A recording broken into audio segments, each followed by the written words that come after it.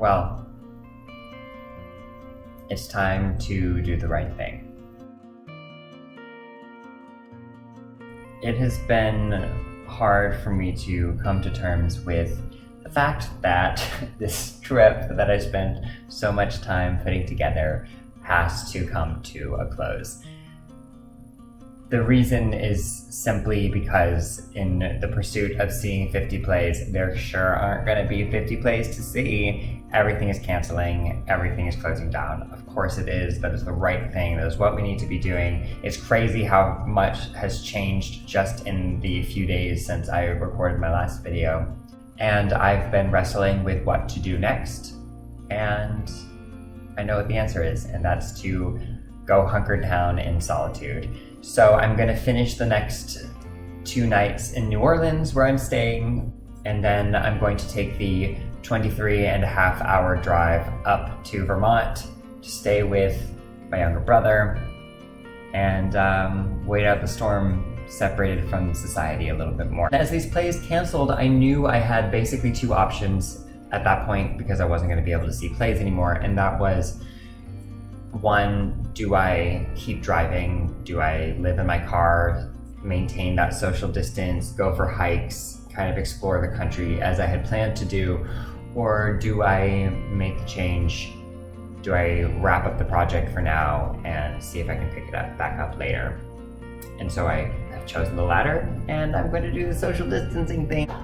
But before I call it, I did manage to see 2 more plays last weekend since I last posted on what was essentially the closing night of American Theater for a little while, closing weekend. 2 2-actor plays, both very different. I saw War Play at Outfront Theater Company in Atlanta, Georgia, and I saw Marie and Rosetta, which was a co-production of Free Fall Theater Company and Hippodrome Theater. And I saw this at the Hippodrome in Gainesville, Florida. War Play is an exploration of the relationship between Achilles and Patroclus of Greek legend. Sometimes he's called Patroclus. I refer to him as Patroclus because I really first encountered him in Shakespeare's Troilus and Cressida, where these 2 characters appear.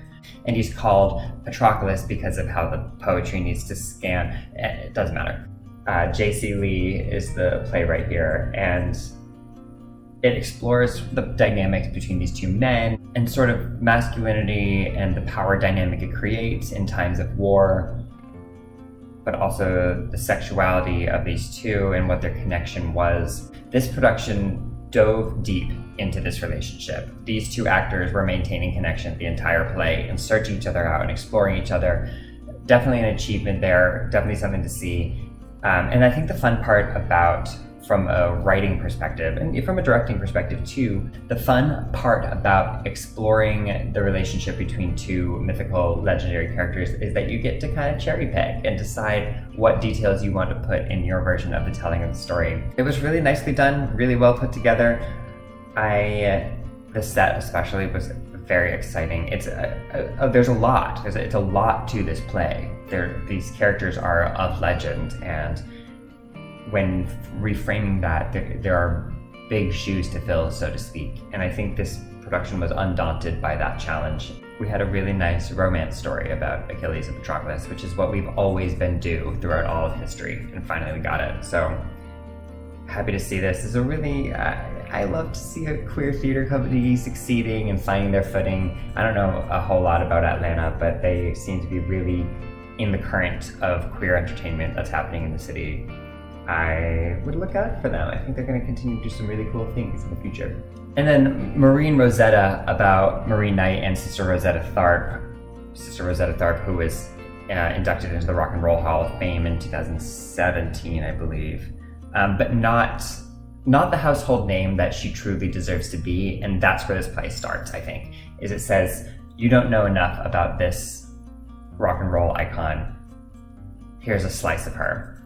As a director watching this, I'm looking at the actor playing Sister Rosetta Tharpe, and she walks onto stage and she explodes with personality and character from the way she comes on. And like, I want all characters ever to have that much of themselves present right from the beginning.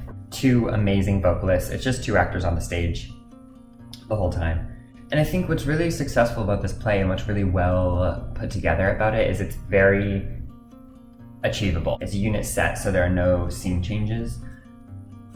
And it's punctuated very cleanly by the music to like break the play up into kind of bite-sized chunks between really fantastic musical numbers.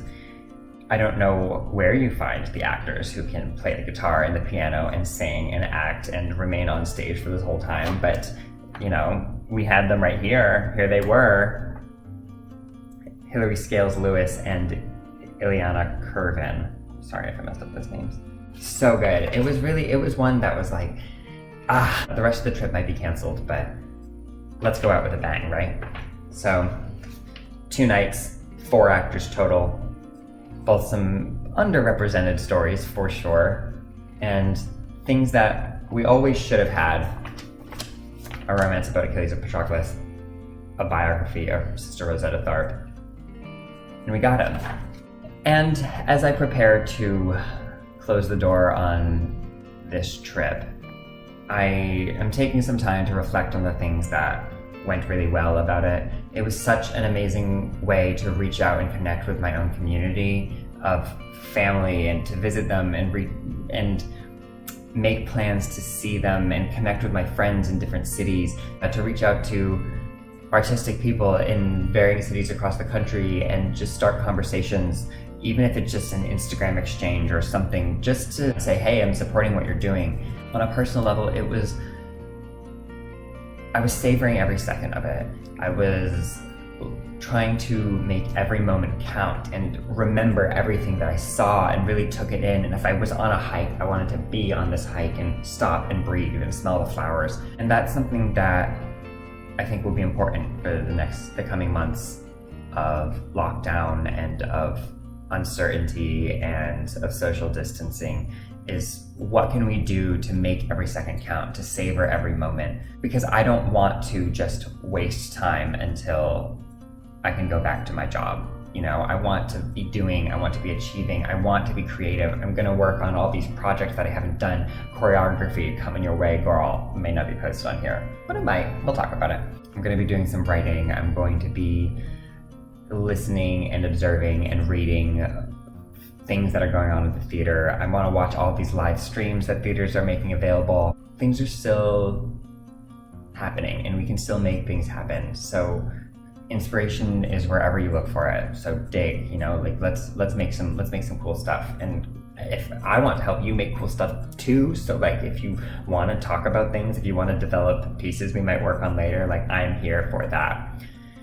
Because as I look forward, I think about what might be next for this trip, and I will complete it in one capacity or another. I will see a play in every state, no question. So what shape that will take remains to be seen from both my end with what I'm able to do in the future, but also for what picking up the pieces will look like for these individual theater companies. And I think they're all going to be put through some hard times.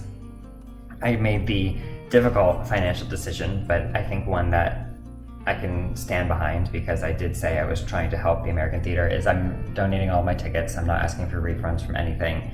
It would be nice to have that amount of money back, but I had budgeted to not have it, and I hadn't booked every single play, so just the ones that I had, I'm considering those a donation.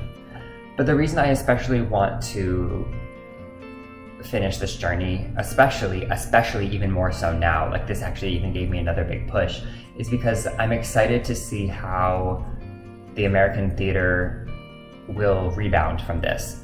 What will picking up the pieces look like? What will that rebuilding process be? I hope, and this is something I wish and something I believe for the artistic world that's ahead of us, is that we will come back from this, and not only will we come back, but we'll come back stronger, because after this isolation that we're all being put through, what are people going to need more than to be surrounded by a community, than to be watching something real and live happening in front of them? You know, the theater refuses to die, and there's a reason it does, and I think we'll see it. I think we'll see a really beautiful rebirth of theater coming after this. So theater companies, please, for the sake of all of us, stay strong, I hope you can weather this storm financially. Let's make art that is representative of what the theater has always been, and that's resilient and resourceful, timely, and representative of the people who are seeing it. You know, I saw 13 plays. I made it down the East Coast. I hit New Jersey, Pennsylvania, Delaware, Maryland, 9 states plus DC. So stay tuned for what the future of the 50 Plays project might be. Season 2, hopefully coming at you. And yeah, it's the thing to do. It stinks, but I know it's the right thing to do.